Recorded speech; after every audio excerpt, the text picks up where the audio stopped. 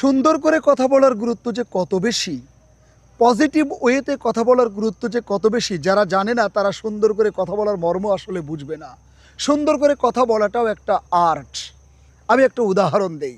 এক রাজা, সে স্বপ্ন দেখলো তার মুখের ভেতরের একটা একটা করে দাঁত পড়ে যাচ্ছে। রাজা সকালবেলা ঘুম থেকে উঠেই স্বপ্ন ব্যাখ্যা করে এমন একজনকে ডেকে নিয়ে আসলো। বলল, আচ্ছা বলো তো, আমার মুখের ভেতরের দাঁতগুলো পড়ে যেতে দেখলাম একটা একটা করে সব পড়ে গেল, আমি স্বপ্ন দেখলাম। বললো, তাই নাকি রাজা মশাই? এটা তো ভয়ঙ্কর ব্যাপার, এটা তো একটা কঠিন ব্যাপার। হ্যাঁ।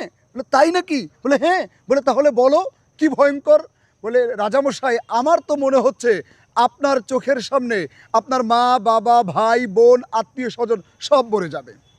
এই বেটা, তুই আমার সামনে আমার ছেলে, মা, ভাই, বোন সবাইরে মেরে ফেলার কথা বলছিস?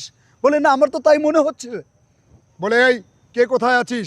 জল্লাদরে ধরে নিয়ে যা, ওরে ফাঁসির কাস্টে ঝুলিয়ে দে। পরের দিন রাজা আবার স্বপ্ন দেখলেন, তার মুখের ভেতরের দাঁত একটা একটা করে পড়ে যাচ্ছে।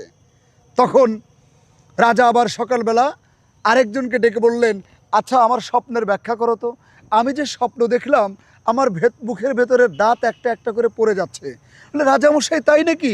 এটা তো দারুণ একটা ব্যাপার, সুন্দর একটা ব্যাপার। বলে, কি সুন্দর? বলে, হ্যাঁ, আপনার পরিবারে আপনি হয়তো দীর্ঘায়ু হতে যাচ্ছেন, আপনার পরিবারে আপনার হয়তো হায়াত বেশি, আপনার পরিবারে আপনিই হয়তো দীর্ঘজীবী হবেন। সম্মানিত দর্শক, এই যে পরের জন যে বলল না, রাজামশাই কি বলল?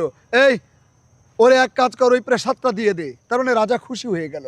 ফলাফল কিন্তু এক। আগের জন যে তাবির করেছে স্বপ্নের, পরের জন যে তাবির করেছে স্বপ্নের, দুইজনের ব্যাখ্যা একই রকম।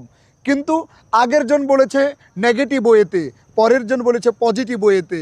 আগের জন বলেছে ক্রুদ্ধ এবং কর্কশ ওয়েতে, পরের জন বলেছে কৌশলী এবং সুন্দর ওয়েতে, সুন্দর করে।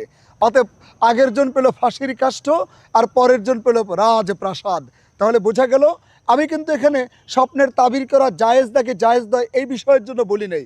আমি শুধু উদাহরণটা দেওয়ার জন্য বুঝালাম, যে কোনো কিছু সুন্দর করে অ্যাপ্রোচ করা, সুন্দর করে উপস্থাপন করা, সুন্দর করে বলার একটা গুরুত্ব আলাদা। তাই আসুন না, সুন্দর করে কথা বলা শিখি, কথা হোক সুন্দর।